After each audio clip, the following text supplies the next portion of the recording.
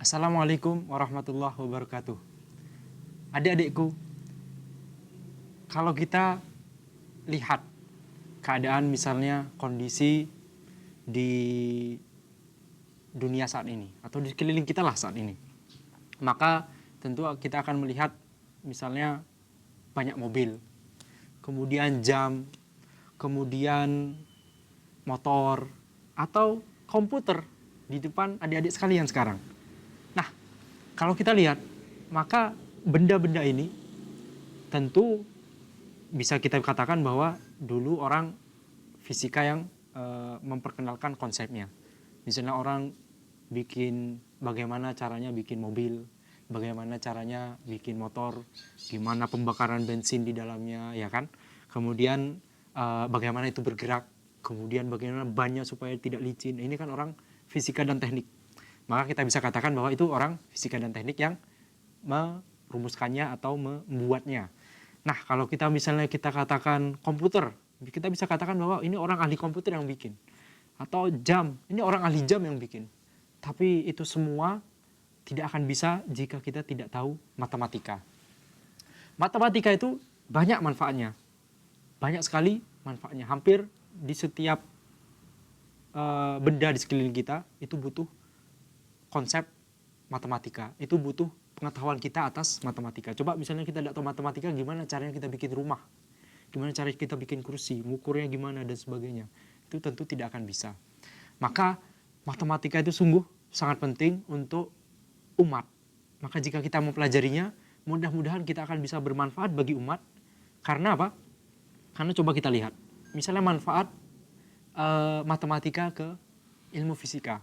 Nanti adik-adik akan pelajari, insya Allah, bahwa kalau di matematika itu tidak diperkenalkan konsep bilangan imajiner, nanti kita ya, itu nanti penjelasannya akan datang di kemudian hari. Kalau misalnya di matematika tidak ada konsep itu, atau orang-orang matematikawan tidak memperkenalkan konsep itu, maka kita tidak akan bisa mengerti apa yang namanya gelombang radio. Nah, kita gak akan bisa mengerti gelombang, misalnya gelombang petir misalnya, atau kita tidak akan bisa mengerti laser. Kita tidak akan bisa mengerti misalnya gelombang-gelombang yang lain seperti gelombang air, seperti misalnya di kolam ini. Misalnya kita bikin riak di kolam, kemudian ada gelombangnya, kemudian gelombangnya itu akan menyebar ke sana kemari, ya kan? Ini sekilas kita lihat, wah ini fisika. Tapi kita di fisika tidak akan bisa merumuskan bahkan sesederhana gelombang atau riak di kolam jika kita tidak tahu apa yang namanya bilangan imajiner di matematik. Bisa, tapi susah. Akan sangat mudah, sifat-sifat gelombang di kolam akan sangat mudah kita pelajari, akan sangat mudah kita ketahui kalau kita tahu konsep itu di matematik. Maka orang di matematik dulu, waktu bicara tentang bilangan imajiner, tidak kepikiran bahwa ini bakal berguna untuk mengetahui gelombang radio, akan berguna untuk misalnya untuk mengembangkan internet sehingga kita bisa internetan. Nah, orang zaman dulu matematikawan yang bikin tidak kepikiran karena memang ya gunanya dari bilangan imajiner itu baru didapatkan beberapa waktu setelahnya, beberapa puluh tahun atau ratus tahun setelahnya. Maka itulah motivasi kita belajar matematika, karena matematika membawa manfaat. Kalau misalnya kita sedang belajar matematika, misalnya kita buka buku matematika kita sekarang, buku pelajaran matematika, kemudian ngapain sih kita belajar kayak ginian gitu kan? Ngapain sih kita belajar kayak ginian? Misalnya tadi atau di kesempatan sebelumnya kita telah belajar bilangan asli, bilangan cacah, bilangan bulat, yang ini bilangan bulat positif, yang ini bilangan bulat negatif. Ini ngapain sih? Berguna untuk makan nggak? Berguna untuk misalnya untuk dibuat mainan? Jadi nanti gunanya akan jelas terlihat di depan mata kita, insya Allah di kemudian hari. Kita sekarang belajar matematika, itu dasarnya dulu. Kemudian bagaimana zaman dulu orang matematikawan memperkenalkan konsep itu. Nanti baru kelihatan setelah kita belajar lebih lama lagi, kelihatan gunanya. Gunanya bisa macam-macam. Kalau misalnya orang di matematika tidak bisa, tidak membuat konsep misalnya fungsi misalnya, nanti kita belajar ya, misal atau grafik lah, grafik. Ini saya tarik garis horizontal, ini saya tarik garis vertikal, kemudian saya gambarin ini ya, apa, semacam grafik. Maka tentu yang namanya fisika, bahkan fisika dasar sekalipun, tidak ada.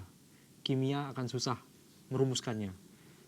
Kemudian apalagi kayak misalnya aerospace, bikin roket dan sebagainya, atau misalnya elektronika, teknik mesin, itu akan sangat susah sekali. Karena dari konsep diagram, konsep grafik ini nanti akan merambah menjadi konsep kalkulus.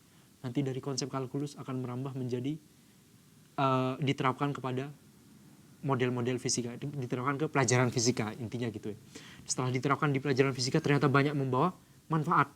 Ternyata yang selama ini cuma rumus, yang kita lihat cuma rumus, ini kan cuma bilangan bulat. Apa maksudnya? Ternyata nanti akan bermanfaat. Kalau tidak ada bilangan bulat misalnya, kita tidak akan memahami konsep atom. Karena di atom itu ternyata ada yang namanya menggunakan bilangan bulat di atom. Nah, tahu kan atom itu di fisika sudah dijelaskan kan? Atom itu adalah bagian terkecil yang tidak bisa dipotong-potong lagi. Itu pengertian sederhana dari atom. Nah, jadi kalau kita tidak mengerti misalnya ketika kita belajar matematik kita melihat ada bilangan bulat, ini konsep yang kayaknya tidak berguna. Nah, tentu kita akan kehilangan banyak manfaat setelahnya. Kita tidak bisa belajar fisika, kita tidak bisa merumuskan ini misal internet atau mobil dan sebagainya. Atau siapa tahu adik-adik kelak nanti akan menciptakan atau menemukan teknologi baru. Kalau adik-adik misalnya sekarang melihat matematika sebagai sebuah pelajaran yang misalnya ini ngapain saya pelajari, maka bisa jadi yang seharusnya adik-adik nanti bisa menemukan teknologi baru kayak Edison misalnya, ternyata tidak bisa karena tidak tahu konsep itu, tidak tahu konsep matematika. Maka itulah gunanya kita belajar matematika. Nanti akan kelihatan lebih jelas banyak manfaat yang bisa diambil dari matematika. Dan menariknya, kalau kita belajar misalnya fisika, terus sampai lama gitu misalnya ya, maka akan kita dapatkan juga ternyata di fisika itu menyumbang juga ke matematik. Selama ini kan kita mikirnya matematik itu sebagai alat yang digunakan untuk fisika supaya kita bisa merumuskan fisika. Ternyata tidak begitu. Ternyata di fisika juga kita ngembangin fisika terus, ternyata ada ini konsep di fisika ini bisa menyumbang untuk matematik. Nah, menarik kan? Gimana itu caranya? Selama ini kan kita mikirnya, oke, kita belajar bilangan bulat di matematik. Itu kita terapkan di fisika. Di fisika ternyata kecepatan bisa dinyatakan dengan bilangan bulat. Sebuah mobil bergerak dengan kecepatan 5 meter per detik misalnya. 5 itu kan bilangan bulat. Jadi ini konsep matematika dipakai di fisika. Tapi nanti kita akan membahas konsep fisika yang dipakai di matematik. Jadi keduanya berkaitan. Kalau misalnya kita pengen bikin teknologi baru atau bikin pesawat kayak Pak Habibie misalnya, itu kan apa? Itu teknik, ada fisikanya juga, ada elektrik, ada elektroniknya juga. Kemudian ada konsep-konsep yang lain juga. Maka itu akan sangat berhubungan. Matematika dan bidang-bidang lain akan berhubungan. Maka kalau kita punya cita-cita yang besar untuk bermanfaat bagi umat, maka jangan ketinggalan pelajaran matematika.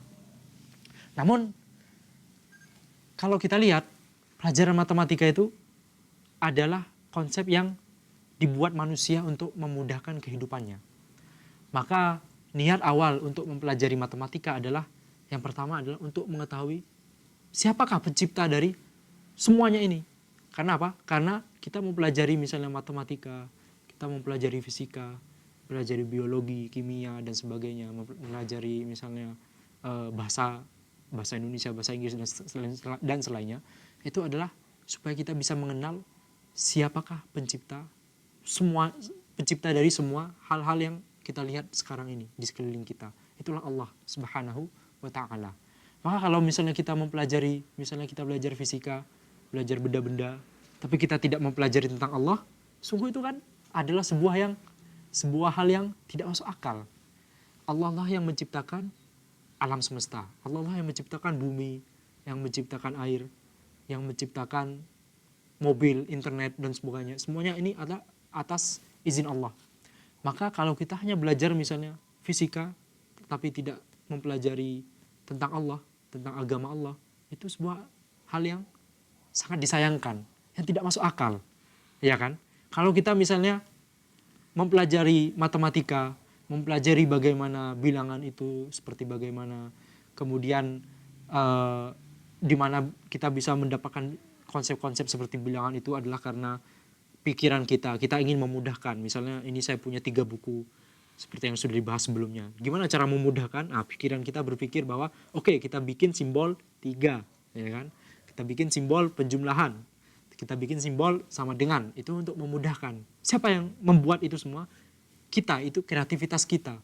Maka akan sangat tidak masuk akal jika kita hanya mempelajari misalnya hasil dari kreativitas kita, tapi tidak mempelajari zat yang menciptakan kita, memberi kita akal, memberi kita kreativitas, memberi kita kesehatan, kemampuan untuk memikirkan matematika. Maka sungguh yang pertama adalah niat kita untuk mempelajari semua itu, mempelajari matematika dan pelajaran-pelajaran yang lain, adalah supaya kita lebih mengetahui siapa pencipta kita dan pencipta alam semesta ini seluruhnya. Dialah Allah yang menciptakan segala sesuatu selain Allah. Allah Subhanahu wa taala adalah zat yang harus kita pelajari, maksudnya kita harus ilmui tentangnya, yaitu ilmu tauhid. Kemudian setelah itu baru ketika kita belajar matematika, kita berniat ini untuk menambah kecintaan kepada Allah, membuat kita lebih tunduk, lebih patuh, dan lebih mencintai zat yang menciptakan itu semua.